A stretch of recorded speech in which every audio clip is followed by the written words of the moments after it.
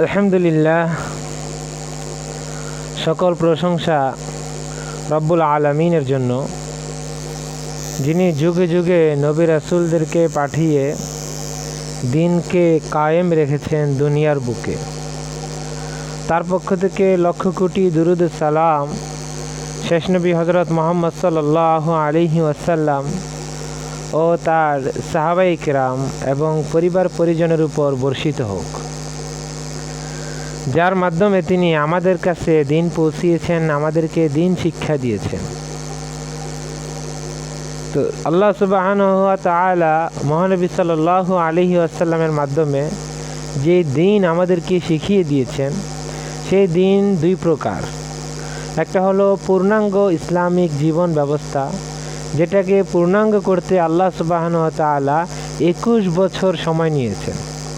আল্লাহ সুবহানাহু ওয়া তাআলা মহানবী সাল্লাল্লাহু আলাইহি ওয়াসাল্লামকে নবুয়ত দেওয়ার পর থেকে নিয়ে 21 বছর পর মক্কা বিজয়ের দিন তিনি ঘোষণা দিলেন যে আল ইয়াউমা আকমালতু লাকুম দীনাকুম ওয়া আতমামতু আলাইকুম নি'মাতি ওয়া রাদিতু লাকুমুল ইসলাম দীনা। আজ আমি তোমাদের জন্য তোমাদের জীবন ব্যবস্থাকে, দিনকে পরিপূর্ণ করে দিলাম। এই দিন শিখতে গেলেও বর্তমান যুগে 21 বছরের কমে কারো পক্ষে শিক্ষা লাভ করা সম্ভব নয়, এবং এই দিন যদি কেউ কারো কাছে পৌঁছাইতে যায়, অর্থাৎ শিক্ষা দিতে যায়, তাও 21 বছরের কমে সম্ভব নয়। এবং এই দিন পরিপূর্ণরূপে মানাও সবার পক্ষে সম্ভব নয়।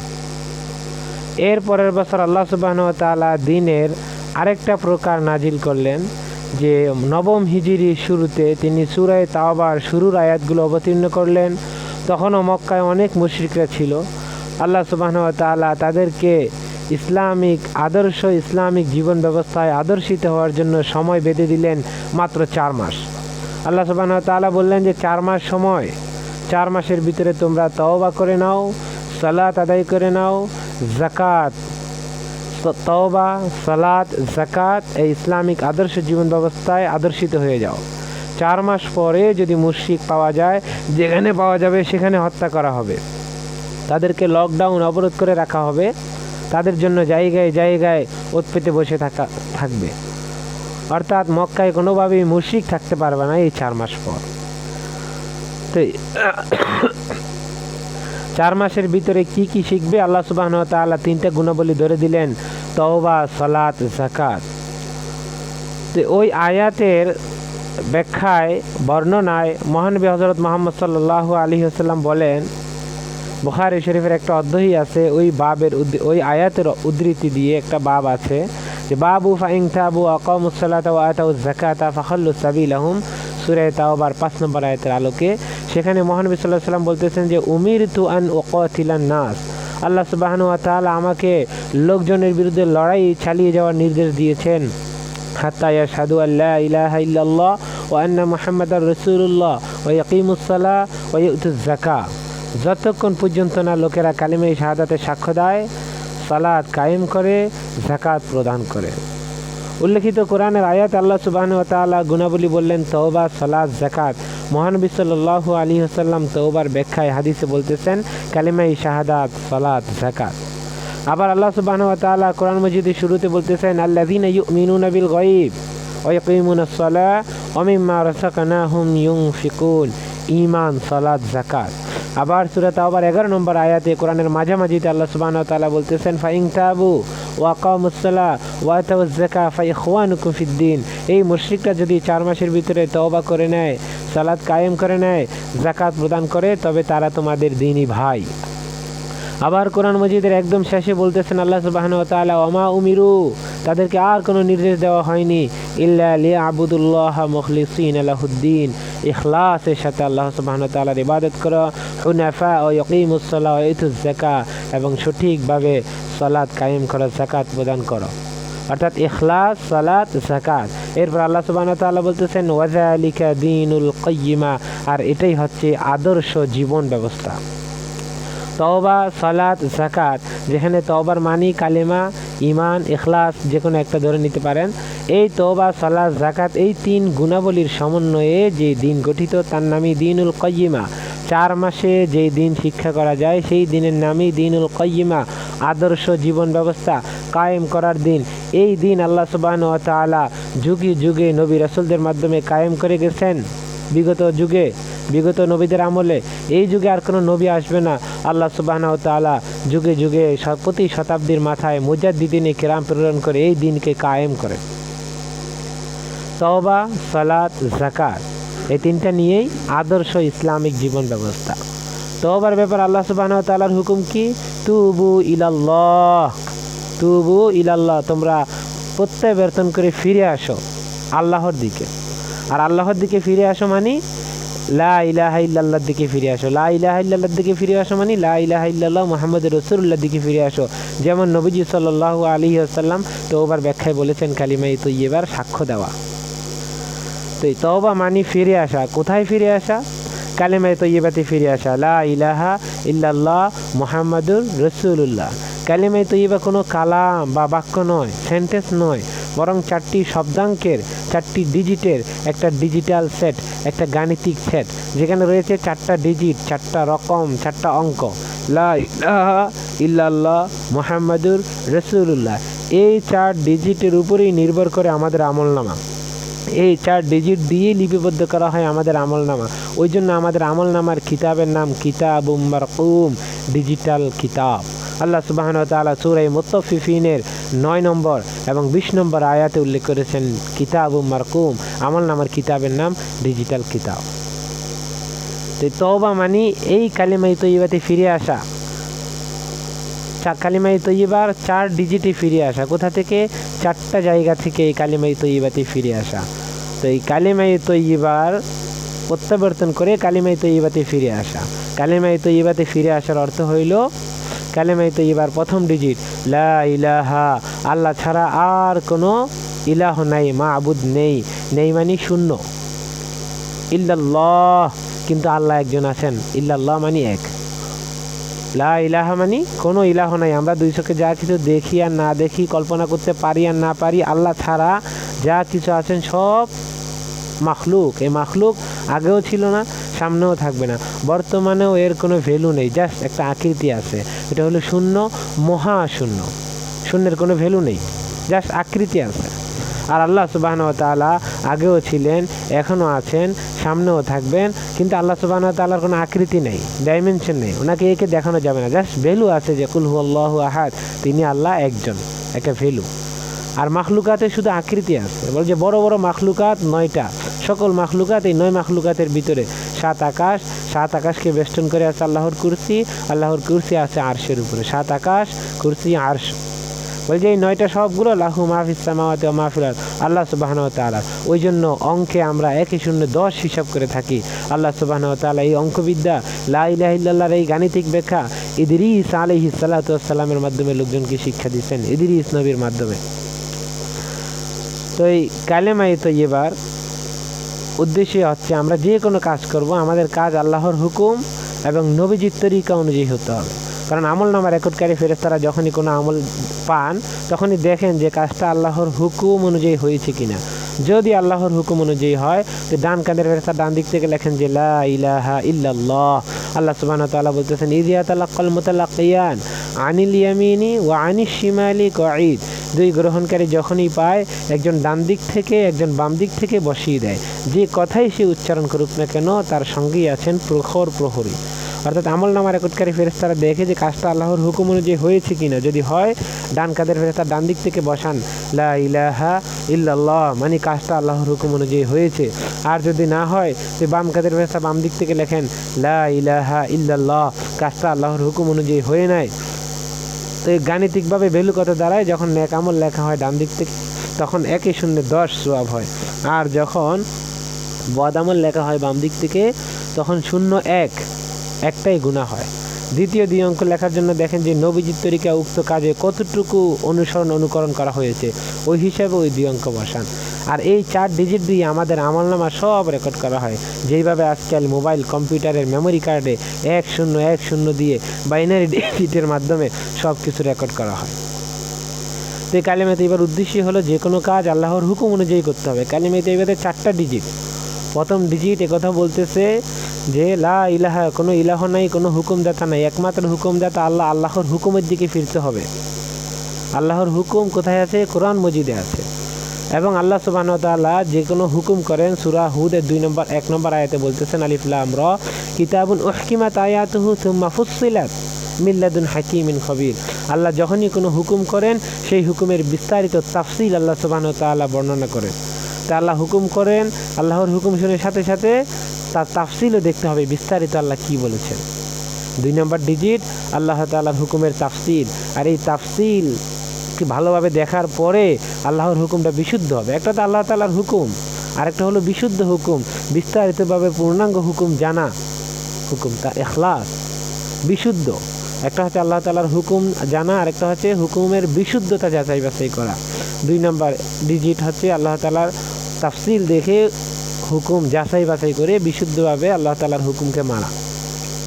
আর এর বিপরীত হচ্ছে গাই, যাচাই বাছাই না করা এবং বিশুদ্ধ না করা। আল্লাহ বলছে, আল্লাহ বিস্তারিত কি বলছে সেটাকে আল্লাহর দিকে না ফিরিয়ে নিজেদের মাথা খাটাইয়ে, যেমন শয়তান করেছিল। শয়তানকে বলা হয়েছিল সিজদা করো, সে আল্লাহ কি বলতেছে বিস্তারিত এর ব্যাখ্যা ওইদিকে খেয়াল না করে নিজের পক্ষ থেকে নিজে মাথা খাটাইয়ে বললো যে ওটা আমার জন্য নয়, ফেরেশতাদের জন্য, কারণ আমি তো আগুনের তৈরি, আগুন তো উপরের দিকে যায়। নিজের মাথা খাটালো আর আল্লাহর হুকুমকে অস্বীকার করে দিল।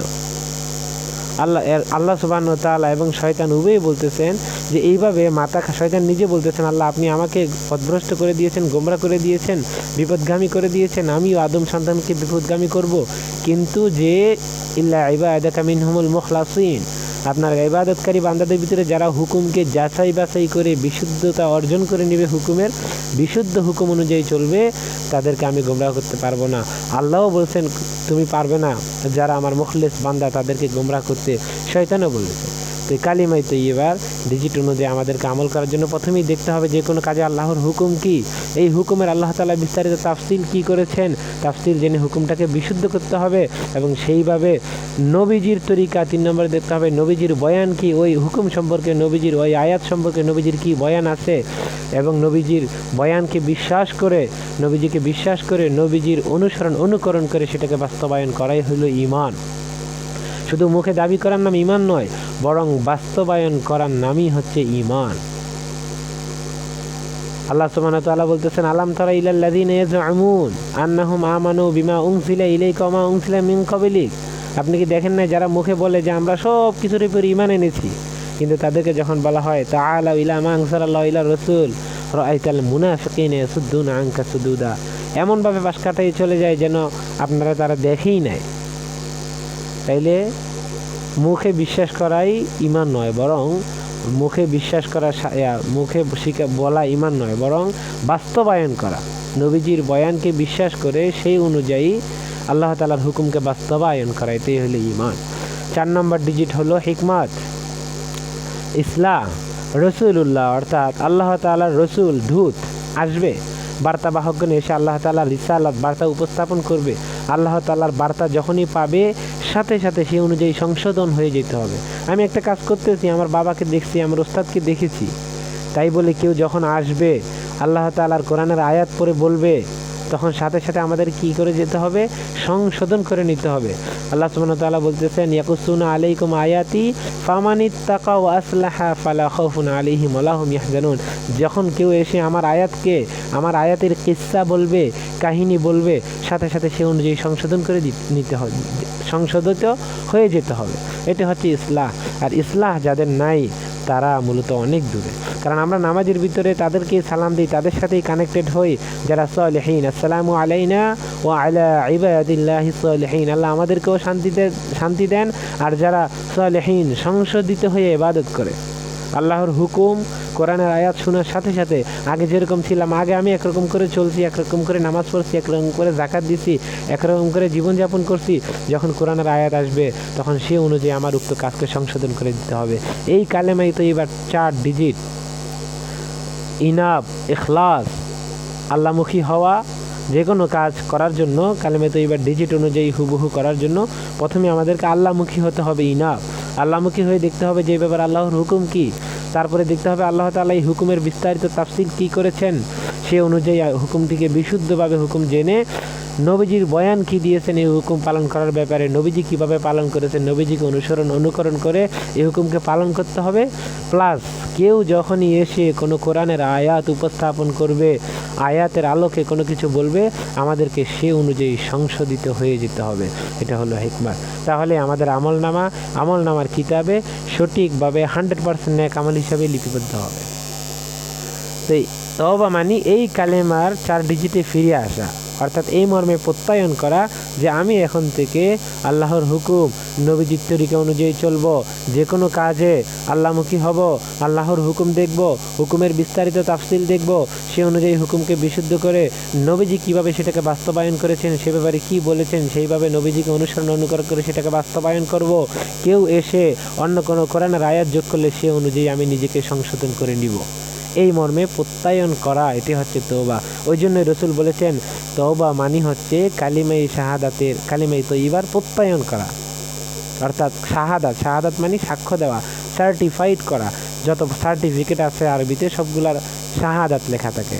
আশহাদু আল্লা ইলাহা ইল্লাল্লাহ ও আশহাদু আন্না মুহাম্মাদান আবদুহু ওয়া রাসূলুহু, আমি এই মর্মে প্রত্যয়ন করিতেছি যে আল্লাহ সুবহানাহু ওয়া তাআলা ছাড়া আর ইবাদতের উপযুক্ত, উপাসনার উপযুক্ত আর কেউ নেই।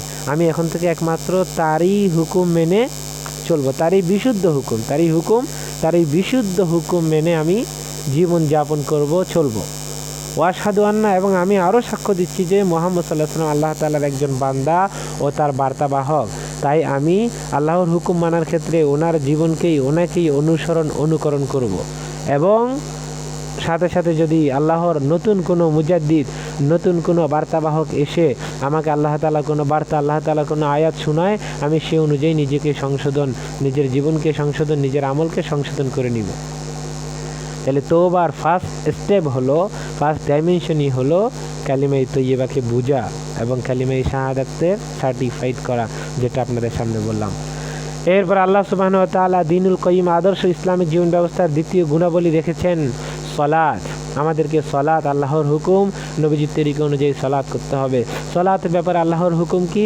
সালাতের ব্যাপারে আল্লাহ সুবহানাহু ওয়া তাআলার ফার্স্ট হুকুমই হলো ইয়া আইয়ুহাল্লাযীনা আমানু লা তাকরাবুস সালাত, তোমরা সালাতের কাছেও যেও না, ওয়া আনতুম সুকারা হাত্তা তা'লামু মা তাকুলুন, যতক্ষণ পর্যন্ত তোমরা অর্থসহ না বুঝো যা তোমরা বলে থাকো সালাতের ভিতরে। তাহলে 1 নম্বর আল্লাহ তাআলার নির্দেশ হচ্ছে সালাতের কাছেও যাওয়া যাবে না যতক্ষণ পর্যন্ত আমরা না বুঝি সালাতে যা বলি। সালাতে আমাদেরকে যেগুলো বলতে হবে, তাকবীরে তাহরিমা বলতে হবে, আল্লাহু আকবার, আল্লাহ সবচেয়ে বড়, এটা বলা ফরজ। এরপরে আমাদেরকে সূরাতুস সালাত, যেটা মূল সালাত, আলহামদু সূরা বলতে হবে, যে আলহামদুলিল্লাহি রাব্বিল আলামিন, আমি আল্লাহ তাআলার সামনে দাঁড়ালাম, যিনি জগৎসমূহের প্রতিপালক, আর রহমানির রহিম, সকল জগৎকে সামনে নিয়ে আমি আল্লাহর সামনে দাঁড়ালাম, তার দয়া মায়ার ভিখারি হয়ে মালিক ইয়াউমিদ্দিন হাশরের মাঠে, এটা মনে করে এগুলোর অর্থ বুঝে আল্লাহর সামনে আমাকে দাঁড়াইতে হবে। সকল প্রশংসা একমাত্র আল্লাহ তাআলার জন্য, যিনি জগৎসমূহের প্রতিপালক, দয়া মায়া দিয়ে যিনি জগৎসমূহকে পালেন, হাশরের ময়দানে যিনি অসীম দয়া মুমিনদেরকে করবেন। ইয়াকা না'বুদু ওয়া ইয়াকা নাস্তাঈন, হে আল্লাহ, আমরা আপনারই ইবাদত করি এবং আপনারই সাহায্য প্রার্থনা করি। ইহদিনাস সিরাতাল মুস্তাকিম, আপনার কাছে আমরা সিরাতাল মুস্তাকিমের দিক নির্দেশনা চাই। সিরাতাল্লাযীনা আন'আমতা আলাইহিম, ওই সকল লোকের পথ যাদের উপর আপনি নিয়ামতের দৃষ্টি নিবদ্ধ করেছেন, গায়রিল মাগযুবি আলাইহিম, যাদের উপর আপনার রোষানল গজব পতিত হয়েছে, যারা তাদের বিপরীত, ওয়ালা দালিন, এবং যারা নয় পথভ্রষ্ট, তাদের পথে পরিচালিত হওয়ার জন্য আমরা আপনার দিক নির্দেশনা চাই এবং আমরা আপনারই ইবাদত করি, আপনারই সাহায্য চাই। 2টা জিনিস আল্লাহর কাছে প্রার্থনা করা, প্রশংসা করে। তো এই সূরাতুস সালাত অর্থ বুঝে আমাদেরকে আল্লাহর কাছে সালাত করতে হবে, প্রার্থনা করতে হবে। এটার নামই সূরাতুস সালাত, প্রার্থনা। আর যদি ইমাম সাহেব বলে তখন আমিন, আল্লাহ আপনি আমাদের পক্ষ থেকেও কবুল করেন। হয় নিজে পড়তে হবে, না হয় ইমাম যখন পড়ে আমিন বলতে হবে, 2টার একটা অবশ্যই করতে হবে। এরপরে আত-তাহিয়াতুস সালাওয়াত, সেটা হচ্ছে সালাত। সকল শ্রদ্ধা অভিবাদন একমাত্র আল্লাহ তাআলার জন্য, এবং উৎকৃষ্ট যত কাজ আছে, লিবাস আছে, সাজ আছে, আমরা নামাজের সময় সজ্জিত হই, ইবাদত আছে, সব আল্লাহ তাআলার জন্য। আসসালাওয়াতু ওয়াত-তাইয়্যিবাত, আত্তাহিয়াতু লিল্লাহি ওয়াসসালাওয়াতু ওয়াত-তাইয়্যিবাত, আর যত এই কুর্নিশ আছে, সালাওয়াত অর্থাৎ মাথা ঝুঁকানো আছে, রুকু আছে, সিজদা আছে, সব আল্লাহ সুবহানাহু ওয়া তাআলার জন্য। সকল শ্রদ্ধা ও অভিবাদন এবং উৎকৃষ্ট সব আমল এবং প্রার্থনা সব আল্লাহ সুবহানাহু ওয়া তাআলার জন্য। এরপরে নবীজিকে সরাসরি সালাম দেওয়া, আসসালামু আলাইকা আইয়ুহান নবী ওয়া রাহমাতুল্লাহি ওয়া বারাকাতুহু। এরপর নিজেদেরকে এবং ইবাদত সালেহীন সংশোধিত হয়ে ইবাদতকারী বান্দাদেরকে সালাম দেওয়া। তাহলে সালাতের ভিতরে আমরা আল্লাহর সাথে সরাসরি সাক্ষাৎ করি। আসসালাতু মি'রাজুল মুমিনিন, নবীজিকে সরাসরি সালাম দেই। মুমিন যারা সালেহীন তাদের সাথে সরাসরি আমরা সালাম কালাম করি। তাহলে সালাত আমাদের সালাতের মতো হবে, মেরাজ হবে যখন আমরা এর অর্থ বুঝবো। ওই জন্য আত্তাহিয়াতের অর্থ বুঝতে হবে। এরপরে আল্লাহ সুবহানাহু ওয়া তাআলা বলতেছেন, আল্লাহ সুবহানাহু ওয়া তাআলার হুকুম, হাফিজু আলাস সালাওয়াত, তোমরা সালাতগুলোকে সময়ের ভিতরে হিফাজত করো। ওয়াস-সালাতিল উসতা, বিশেষভাবে মধ্যবর্তী সালাত বিতিরের নামাজ পড়ো। ওয়াকুমু, আর দাঁড়াও। লিল্লাহি কানিতিন, আল্লাহর জন্য আনুগত্য প্রকাশ করে, অর্থাৎ দোয়ায়ে কুনুত পড়তে হবে, সেটাও ওয়াজিব। তাহলে দোয়ায়ে কুনুতের অর্থ বুঝতে হবে, অর্থ বুঝে দোয়ায়ে কুনুত পড়তে হবে। তবেই তো আমরা আল্লাহর সামনে আনুগত্য প্রকাশ করে যখন বলবো অনাখলাউ ওয়া নাতরুকু মাইয়াফজুরুকা, যে আপনার অবাধ্য আমরা তাকে এড়িয়ে চলি, পাশ কাটিয়ে চলি, তাহলে আর আমরা অবাধ্যদের সাথে মিশবো না। কিন্তু এখন আমরা অর্থ বুঝি না, তাই এখানে একটা বলি আল্লাহর সামনে, বাইরে গিয়ে আরেকটা করি, আল্লাহর সাথে ধোঁকাবাজি করি। তা আল্লাহ সুবহানাহু ওয়া তাআলা বলতেছেন, ফাইন খিফতুম ফারিজালান আও রুকবানা, যদি তোমরা ভয়ে থাকো, ভয় পেয়ে যাও কেউ মেরে ফেলবে, ভয়ের ভিতরে আসো, তাহলে হেঁটে হেঁটে পড়ে ফেলো। হেঁটে হেঁটে কি সালাত পড়া যায়? সালাত করা যায়? হ্যাঁ, করা যায়। কে শিক্ষা দিচ্ছেন? আল্লাহ সুবহানাহু ওয়া তাআলা। সূরাতুস সালাত হেঁটে হেঁটে পড়তে পারবেন, আর তাহিয়াতুস সালাওয়াত হেঁটে হেঁটে পড়তে পারবেন। এগুলোই মূল সালাত। বাকি রুকু সিজদা সেগুলো আল্লাহ তাআলার হুকুম, আর এগুলোকে একসাথে পাঠ করা সেটা হলো নবীজির তরিকা। আল্লাহ সুবহানাহু ওয়া তাআলা বলছেন হেঁটে হেঁটে আদায় করে ফেলাও, রুকবানা অথবা চড়ে, গাড়িতে বা ঘোড়ায় চড়ে। ফাইজা আমিনতুম, আর যখন নিরাপদে থাকবা, ফাযকুরুল্লাহা কামা আল্লামাকুম, আল্লাহকে স্মরণ করে সালাত আদায় করো, যেভাবে তিনি শিক্ষা দিয়েছেন। মা লাম তাকুনু তা'লামুন, তাহলে সালাতের ব্যাপারে আল্লাহ তাআলার হুকুমই হচ্ছে ইলম ও জিকির, অর্থাৎ বুঝে বুঝে পড়া এবং আল্লাহর স্মরণের সাথে সালাত আদায় করা। ওই জন্য আল্লাহ সুবহানাহু ওয়া তাআলা বলতেছেন, লা তাকরাবুস সালাত, সালাতের কাছেও যেও না যতক্ষণ পর্যন্ত যেগুলো সালাতে বুঝো পড়ো সেগুলোর অর্থ না বলো, যেগুলো সালাতের মধ্যে তোমরা বলো সেগুলোর অর্থ না বুঝো, এবং অর্থ বুঝলেও আল্লাহর স্মরণ যখন না থাকে, ঘুমের ঝিমানি আছে, তখন তো জীবনের ভিতরে চলে যাবে। কি বলবা তোমরা? অর্থ বুঝে ঠিক আছে, অর্থ জানো ঠিক আছে, কিন্তু অর্থ তখন বুঝে আসবে না। অর্থ জানতেও হবে, বুঝতেও হবে। এইভাবে নেশাগ্রস্ত অবস্থায় বা ঘুমের অবস্থায়, এই জাতীয় অবস্থায় যখন মানুষের মনোযোগ থাকে না, তখন সালাতের কাছেও যেও না। আর আল্লাহ সুবহানাহু ওয়া তাআলা বলেছেন, ফাযকুরুল্লাহা কামা আল্লামাকুম, আল্লাহকে স্মরণ করে ইলমের সাথে যেভাবে আল্লাহ সুবহানাহু ওয়া তাআলা শিক্ষা দিয়েছেন সেইভাবেই সালাত আদায় করো। কোরআন মজিদে প্রায় 60 থেকে 70টি আয়াতের মাধ্যমে আল্লাহ সুবহানাহু ওয়া তাআলা সালাত শিক্ষা দিয়েছেন। কোথাও বলেছেন রুকু করো, কোথাও বলেছেন রুকুতে গেলে সুবহানা রাব্বিয়াল আযীম পড়ো। এক এক জায়গায় তাফসিল, হুকুম, তার তাফসিল বিস্তারিতভাবে জেনে আল্লাহ তাআলা বলছেন আকিমুস সালাহ, এটা আল্লাহ তাআলা সালাতের হুকুম। আর বিস্তারিত তাফসিল 60-70 আয়াতের মাধ্যমে আল্লাহ সুবহানাহু ওয়া তাআলা সালাত শিক্ষা দিয়েছেন। ওইগুলোকে আমাদেরকে জেনে নবীজি কীভাবে বাস্তবায়ন করছেন সেগুলো জেনে সে অনুযায়ী আমাদেরকে বাস্তবায়ন করতে হবে।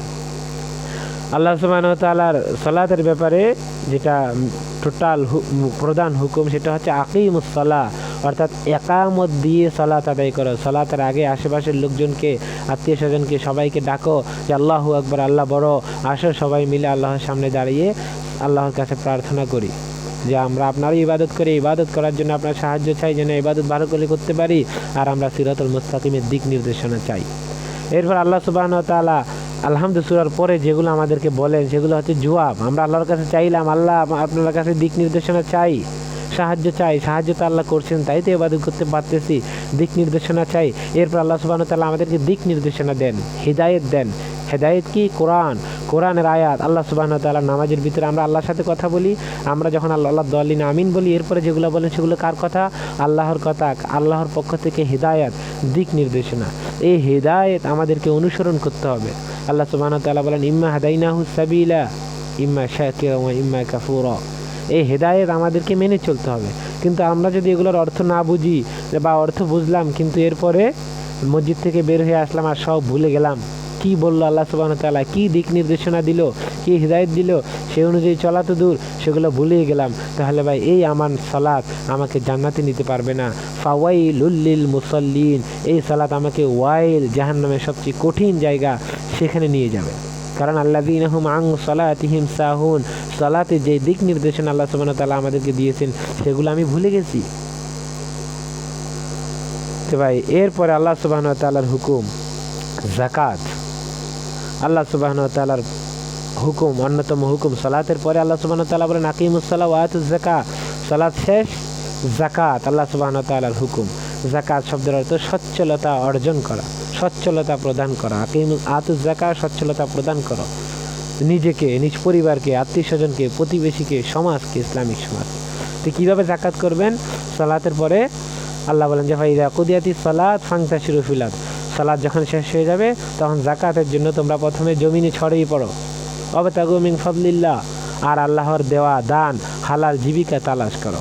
হালাল জীবিকা যখন তালাশ করা হয়ে যাবে, কুলু মিম্মা রাযাকাকুমুল্লাহু হালালান তাইয়্যিবা, আল্লাহ যে হালাল জীবিকা দিয়েছেন সেগুলো খাও। ওয়াশকুরু নি'মাতাল্লাহ, কিন্তু সব খাবে না, কিছু আল্লাহর জন্য কি করতে হবে? শুকরিয়াতান আদায় করতে হবে। আল্লাহর জন্য শুকরিয়াতান কিছু দিতে হবে। কি দিবে? আল্লাহ সুবহানাহু ওয়া তাআলা বলতেছেন ইয়া আইয়ুহাল্লাযীনা আমানু আনফিকু মিন তাইয়্যিবাতি মা কাসাবতুম ওয়া মিম্মা আখরাজনা লাকুম মিনাল আরদ, হে ঈমানদারেরা, তোমরা যেগুলো কামাই করেছো হালাল জীবিকা, এবং আমি যেগুলো জমিন থেকে তোমাদেরকে বের করে দিয়েছি, সেগুলো থেকে একটা উৎকৃষ্ট অংশ তোমরা আল্লাহর জন্য ব্যয় করো, সেগুলো থেকে ব্যয় বার বহন করো, আল্লাহকে দাও। তো যেগুলো আল্লাহ জমিন থেকে বের করে দেন, অর্থাৎ আমরা গাছ রোপণ করলাম, বৃষ্টির পানিও আল্লাহ দিলেন, সব কিছু আল্লাহ দিলেন, আল্লাহই বের করে দিলেন, আমাদের আর কোনো পরিশ্রম করতে হলো না। অথবা আমরা পরিশ্রম করে উপার্জন করলাম অন্য কোনো কাজ করে, ওরকম হালকা পরিশ্রম, যেরকম হালকা পরিশ্রম ক্ষেত রোপণ করতে হয়, রোপণ করে দিলাম, বাস বৃষ্টির পানি দিয়ে হলে, এরকম হালকা পরিশ্রমে যদি আমরা বাইরের কোনো কিছু উপার্জন করি, চাকরি বাকরি করি, কাজ করি, কিন্তু পরিশ্রমটা কীরকম? ওরকম হালকা, যেরকম হালকা ওই কৃষির কাজ, যে কৃষিকাজ করলো, ক্ষেত রোপণ করে দিল, পানিও দিতে হলো না, সার ওষুধও দিতে হলো না, আল্লাহ বৃষ্টির পানি দিয়ে উঠিয়ে দিলেন, জাস্ট রোপণ করতে যে পরিশ্রম হলো, এরকম অল্প পরিশ্রমে যদি আমরা উপার্জন করি, তবে তার থেকে 10 ভাগের 1 ভাগ আল্লাহ সুবহানাহু ওয়া তাআলাকে দিয়ে দিতে হবে যাকাত হিসেবে। আল্লাহ তাআলার শুকরিয়াতান সেগুলো আদায় করতে হবে। আর যদি আমরা একটু পরিশ্রম বেশি হয়, নিজেদেরকে শেষ কাজ করে পানি দিতে হয়, তাহলে এরকম আল্লাহ নবীজি বলেছেন, বা এই পরিমাণ কষ্ট করতে হয় তাহলে আল্লাহ নবীজি বলেছেন তোমরা 20 ভাগের 1 ভাগ দিবা। এটা তো গেল ফসলের ব্যাপারে। সূরা আনআমের এই আল্লাহ সুবহানাহু ওয়া তাআলা আয়াতের ভিতরে বলছেন, এটা তো গেল ফসলের ব্যাপার বা বাগানের ব্যাপার, এতে পরিশ্রম অনেক কম হয়। কিন্তু যদি পশু পালে, কেউ ছাগল পাললো, তবে তার পরিশ্রম আরেকটু বেশি হবে। তো কেউ যদি ছাগল পালে, প্রতিদিন সেখানে সেগুলোকে নিয়ে যেতে হবে, ঘাস খাওয়াইতে হবে। কিন্তু ওই কৃষিকাজে সার ওষুধ দিলেও, পানি দিলেও একবার দিয়ে দিলেই চলবে, এরপর 10-12 দিন পরে আরেকবার দিলে চলবে। যার কারণে ফসলের ভিতরে 10 ভাগের 1 ভাগ এবং 20 ভাগের 1 ভাগ। কিন্তু ছাগল, গরু, উট, ভেড়া এগুলো পাললে এগুলোতে পরিশ্রম বেশি, যার কারণে সেখানে 40 ভাগের 1 ভাগ এবং 100 ভাগের 1 ভাগ, অর্থাৎ পরিশ্রম অনুযায়ী। পরিশ্রম যদি বেশি হয়, 40টা পার হয়ে গেল ছাগল, তাহলে সেখান থেকে 40টা দিতে হবে একটা, পরিশ্রম মোটামুটি অনেক।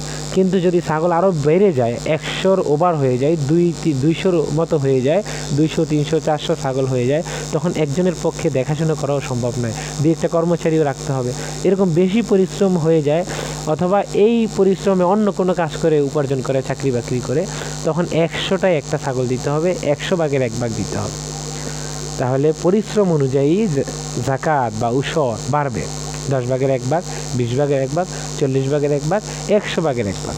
আর যদি পরিশ্রম একেবারেই কম হয়, ক্ষেত করার জন্য, কৃষিকাজ করার জন্য, গাছ রোপণ করার জন্য মাটি খুঁটলো, স্বর্ণের বস্তা পেল, স্বর্ণ পেয়ে গেল, গুপ্তধন পেয়ে গেল, তাহলে 5 ভাগের 1 ভাগ আল্লাহ সুবহানাহু ওয়া তাআলা কী করতে হবে?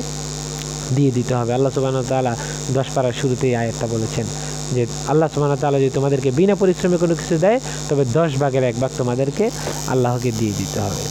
এই হলো যাকাত, এগুলো আমাদেরকে দিতে হবে। কাকে দিবেন?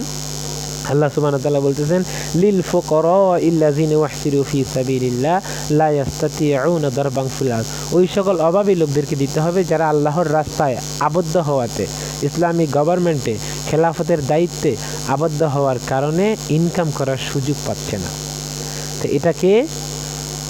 এটা তো চিনতে একটু মুশকিল হয়ে গেল। আল্লাহ সুবহানাহু ওয়া তাআলা যাকাত যখন মক্কি জীবন ছিল তখন বলছেন আতু যাকাত দাও, সাহাবায়ে কেরাম দিতে দিতে দিতে দিতে সব দিয়ে দিয়েছেন। কিন্তু যখন মদিনায় গেলেন তখন আল্লাহ নবীকে বলছেন খুয মিন আমওয়ালিহিম সাদাকা তুতাহিরুহুম ওয়া তুযাক্কিহিম বিহা। এই যাকাত আমরা ওই সকল অভাবী লোকদেরকে দিতে বলা হয়েছে যারা আল্লাহর রাস্তায় আবদ্ধ হয়েছে, খেলাফতের দায়িত্ব। এটাকে বলা হয় খেলাফত, ইমামত, ইসলামিক নেতৃত্ব, ইসলামিক খেলাফত, ইসলামিক গভর্নমেন্টেই জাকাতটা দিতে হবে। নিজেরা যদি আমরা আদায় করে দেই সেই জাকাত আদায় হবে না। কারণ আল্লাহ সুবহানাহু ওয়া তাআলার নির্দেশ হচ্ছে হে নবীর পরিবর্তে যারা আছেন, নবীর উত্তরসূরি দাবি করতেছেন, নবীর ওয়ারিস জিম্মাদার এই উম্মতের, তাদেরকে বলতেছেন খুয মিন আমওয়ালিহিম সাদাকা, আপনি লোকজন থেকে জাকাত উত্তোলন করেন, এই জাকাতটা এসে আপনার থেকে নিবে। তুতাহিরুহুম ওয়া তুযাক্কিহিম বিহা, তার বিনিময়ে আপনাকে তাজকিয়া তাহারত দিবে, পবিত্রতা পরিশুদ্ধতা দান করবে, পবিত্র পরিশুদ্ধ করবে। ওয়াসাল্লি আলাইহিম, এরপরে হচ্ছে যে নির্দেশ তাদেরকে নিয়ে সালাত আদায় করেন। আল্লাহ নবীকে বলতেছেন আল্লাহ সুবহানাহু ওয়া তাআলা একজন ইমাম হিসেবে, একজন নেতা হিসেবে, ইসলামিক নেতা, ইমাম মানে নেতা, যে নামাজ পড়ায় আমরা তাকে ইমাম বলি, সে ইমাম নয়, সে তো নামাজ পড়ানেওয়ালা, মুকরিউস সালাত, আরবিতে মুকরিউস সালাত বলবে। ইমাম হলো সে যে সালাত এবং জাকাত উভয়টার নেতৃত্ব প্রদান করে। ওই জন্য আল্লাহ সুবহানাহু ওয়া তাআলার প্রথমেই নির্দেশ খুয মিন আমওয়ালিহিম সাদাকা, আগে তাদের থেকে জাকাত নেন, তারপর সেই জাকাত দিয়ে তাদেরকে, তাদের পরিবারকে, সমাজকে পবিত্র পরিশুদ্ধ করেন। ওয়াসাল্লি আলাইহিম, এরপর তাদেরকে সালাত পড়ান, নামাজ পড়ান, তারা মরে গেলে জানাজার নামাজ পড়েন। আল্লাহ সুবহানাহু ওয়া তাআলা এটা সূরা তাওবার 103 নম্বর আয়াত বিস্তারিত 107-8 বলতেছেন যে ওই মসজিদেই আপনার নামাজ পড়ানো উচিত। লামাসজিদুন আহাক্কু আন তাকুমা ফি, যেই মসজিদের ভিত্তি তাকওয়ার উপর, সেই মসজিদেই আপনার উচিত নামাজ পড়ানো। তো এটা বুঝবেন কিভাবে কোন মসজিদ তাকওয়ার ভিত্তির উপর তৈরি? আল্লাহ সুবহানাহু ওয়া তাআলা বলতেছেন ফিহি রিজাল ইউহিব্বুনা আন ইয়াতাতাহহারু, সেখানে এমন কিছু লোক থাকবেন যারা তাজকিয়া তাহারতকে অর্থাৎ যাকাত দিয়ে পবিত্র পরিশুদ্ধ হতে ভালোবাসে। এরকম লোক যদি না থাকে সেখানে নামাজ পড়ানোর ব্যাপারে আল্লাহ সুবহানাহু ওয়া তাআলা বলেন নাই, বরঞ্চ নিষেধাজ্ঞা আছে। আর এরকম লোক যেখানে থাকবে তাদেরই ইমামতি করবে, যারা যাকাত দিবে আমার হাতে, আমি তাদেরই ইমামতি করব, তাদেরকেই নেতৃত্ব দিব, তাদেরকেই তাজকিয়া তাহারত দিব। আর তাজকিয়া তাহারত দুইটা শব্দ, এটার বিস্তারিত ব্যাখ্যা আমি বলবো না আপনাদেরকে, তবে অল্প এতটুকু বলি। তাজকিয়া তাহারত না থাকার কারণেই জাকাতের যে সুবিধা, ফেসিলিটিস, সেটা আমরা পাচ্ছি না। জাকাতের ফেসিলিটিস কি, এই ব্যাপারে আল্লাহ সুবহানাহু ওয়া তাআলা বলতেছেন আদম আলাইহিস সালামকে আর শয়তানকে যখন জান্নাত থেকে বের করে দেন, আল্লাহ সুবহানাহু ওয়া তাআলা বলতেছেন ফাইম্মা ইয়াতিয়ান্নাকুম মিন্নি হুদা, সূরা তাহাতে বলতেছেন আমার পক্ষ থেকে তোমাদের কাছে হিদায়াত পুঁজবে। ফামানিত্তাবিআ হুদায়া ফালা ইয়াযিল্লু ওয়ালা ইয়াশকা, যে হেদায়েতের অনুসরণ করবে সে জান্নাতের পথ থেকে পথভ্রষ্ট হবে না, ওয়ালা ইয়াশকা, এবং সে কোনো কষ্টে পতিত হবে না, অভাবে পতিত হবে না। ওমান আ'রাদা আন যিকরি ফাইন্না লাহু মাঈশাতান দানকা, আর যে আমার জিকির থেকে, কোরআন, আমার স্মরণ থেকে, সালাতে যে দিক নির্দেশনা দিচ্ছেন সেগুলো থেকে মুখ ফিরিয়ে থাকবে, তার জীবন জীবিকা হয়ে যাবে সংকীর্ণ। ওয়ানাহশুরুহু ইয়াওমাল কিয়ামাতি আমা, হাশরের ময়দানে তাকে উঠানো হবে অন্ধ হিসাবে। বলা হবে হে আল্লাহ, আমাকে কেন অন্ধ হিসাবে উঠাইলেন? আমি তো চক্ষুষ্মান ছিলাম। বলবি দেখো আমার আয়াত তোমার কাছে পৌঁছেছে, তুমি সেগুলো ভুলে গেছিলে, সেগুলোর ব্যাপারে অন্ধের মতো আচরণ করেছিলে। তো উক্ত আয়াত আল্লাহ সুবহানাহু ওয়া তাআলা বলতেছেন যে হেদায়েতের অনুসরণ করলে দুইটা জিনিস দেওয়া হবে, ফালা ইয়াজিল্লু, সে কখনো দলিন হবে না। এটা মূলত সালাতের মাধ্যমে হয়। আমরা যখন সঠিকভাবে ইলম ও জিকিরের সাথে সালাত আদায় করব, তখন আমরা ফালা ইয়াজিল্লু ওয়ালা দলিন যখন বলবো, দিনে 5 বার, দিনে 100 বার আলহামদুলিল্লাহ সূরা পড়া হয় নামাজের ভিতরে। আমরা যখন বলবো 5 ওয়াক্ত নামাজে কত রাকাত ফরজ, প্রায় 20 রাকাত নামাজ আমাদের উপর এই ফরজ মিলাইয়ে। আচ্ছা যাই হোক, তো এই ওয়ালা দলিন যখন বলবো আমরা পথভ্রষ্ট হব না, বারবার যে বলতেছি। আর যাকাতের আমল যদি করি তখন আমরা কষ্টে পতিত হব না। আর জাকাতের আমল যদি না করি তবেই আমাদের জীবন জীবিকা সংকীর্ণ হয়ে যাবে। আজকাল এই যে আমাদের জীবন জীবিকা সংকীর্ণ, আল্লাহ সুবহানাহু ওয়া তাআলা আমাদের জন্য কত নিয়ামত রেখেছেন। আজকে আপনার চাকরি নাই, আপনি চলতে পারতেছেন না, আপনার ছেলে মেয়েদেরকে দিন অনুযায়ী চলাইতে পারতেছেন না, দিন অনুযায়ী আমরা চলতে পারতেছি না, বেহায়াপনা বেশ্যাপনা সব ভরা। এগুলো করবে কে? ওই তাজকিয়া তাহারা সার্ভিসই হলো সমাজ থেকে এই ফিতনা ফাসাদ সব কিছু দূর করা। আর এটা জাকাত দিয়ে বাইতুল মালে দিলে সেখান থেকে বাইতুল মালের আওতায় এই কাজটা হবে। জাকাত বাইতুল মালেই দিতে হবে। আবু বকর রাদিয়াল্লাহু তাআলা আনহুর আমলে কিছু সাহাবী জাকাত নিজেদের এলাকায় নিজেরা বন্টন করে দিচ্ছেন যে আবু বকরকে জাকাত দিবেন না। আবু বকর তাআলা বললেন না, জাকাত বাইতুল মালে দিতেই হবে। যারা সালাত আর জাকাতের মাঝে ডিফারেন্স করবে তাদের বিরুদ্ধে যুদ্ধ চলবে। মালিক বিন নুয়াইরাকে কতল করে দিলেন। জানা যায় উনি জাকাত নিজের এলাকায় বন্টন করে দিয়েছেন, কারণ উনি চাইতেন আল্লাহ নবীর পরে আলী রাদিয়াল্লাহু তাআলা আনহু খলিফা হবেন। আবু বকর তাআলাকে খলিফা হিসাবে ওনারা মেনে নিতে পারছিলেন না। জাকাত নিজেরা বন্টন করে দিয়েছেন, কিন্তু জাকাত দিতে হবে বাইতুল মালে। বাইতুল মালে যদি জাকাত না দেন, নিজেরা বন্টন করে দেন, তাজকিয়া তাহারাত কে করবে?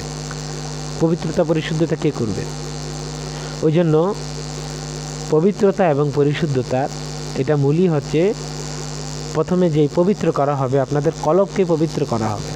শয়তান ওয়াসওয়াসা দিচ্ছে, আর শয়তান ইয়াইদুকুমুল ফাকরা ওয়া ইয়া'মুরুকুম বিল ফাহশা, যে তুমি অভাবে পড়ে যাবা, উসর দিলে খরচ করলে আল্লাহর রাস্তায় অভাবে পড়বা। কিন্তু আল্লাহ সুবহানাহু ওয়া তাআলা বলতেছেন যে না, সে অভাবে পড়বে না। একটা লোক যদি বাইতুল মালে উসর দেয়, সে যদি কোনোদিন চাকরি না থাকে, খাবার না থাকে, তার খাবারের দায়িত্ব বাইতুল মাল বহন করবে।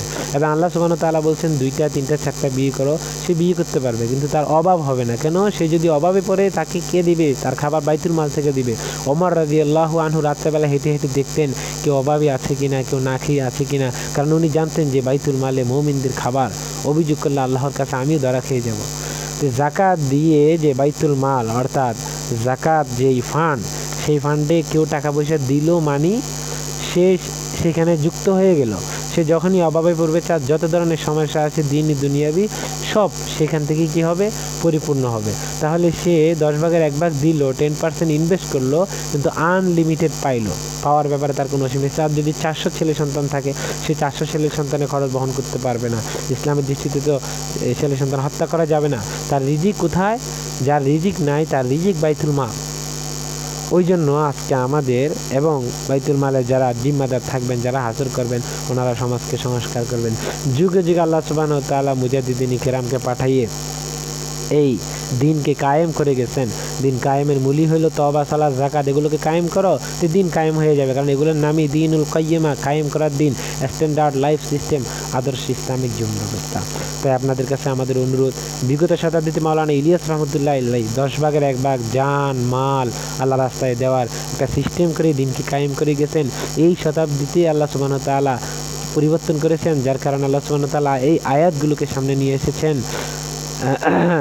ইয়ামহুল্লাহু মা ইয়াশা ওয়া ইউসবিত ওয়া ইনদাহু উম্মুল কিতাব। আল্লাহ সুবহানাহু ওয়া তাআলা চান যে সকল আয়াতকে নিচ্ছিন্ন করে দিতে, ডিঅ্যাক্টিভ করে দিতে, নাসিখ মানসুখ করে দেন। আবার চান যেগুলোকে অ্যাক্টিভেট করতে প্রতি শতাব্দীতে, সেগুলোকে অ্যাক্টিভেট করেন। তা আল্লাহ সুবহানাহু ওয়া তাআলা বলতেছেন, খুযমিন আমওয়ালিহিম সাদাকা, আমাদেরকে নির্দেশ দিচ্ছেন আপনাদের থেকে জাকাত নেওয়ার জন্য, জাকাত নিয়ে আপনাদেরকে পবিত্র পরিশুদ্ধ করার জন্য। আর আপনাদেরকে নির্দেশ দিচ্ছেন আপনাদের যা কামাই করেন, আল্লাহ যা আপনাদেরকে জমিন থেকে বের করে দেয়। আগে আল্লাহ সুবহানাহু ওয়া তাআলা জমিন থেকে ফসল বের করতেন, এখন ঘর ভাড়া বের করতেছে, ফ্ল্যাট বের করতেছে। এখান থেকে আপনাদেরকে পরিশ্রম অনুযায়ী 10 ভাগের 1 ভাগ, 20 ভাগের 1 ভাগ আপনাদেরকে কী করতে হবে? দান করতে হবে, দিতে হবে। দিয়ে পবিত্র পরিশুদ্ধতা নিতে হবে।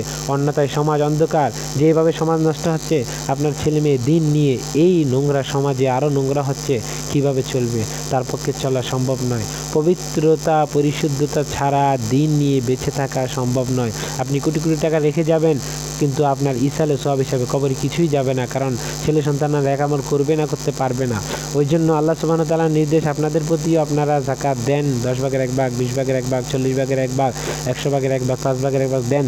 আর আমাদের প্রতি নির্দেশ, আমরা যেন আপনাদের থেকে নিয়ে আপনাদেরকে পবিত্রতা পরিশুদ্ধতা দেই এবং আপনাদেরকে নিয়ে সালাত কায়েম করি, আপনাদেরকে সালাত পড়াই। আপনারা মারা গেলে যেন আপনাদের জানাজা পড়ি, মারা গেলেও যেন দোয়া করি।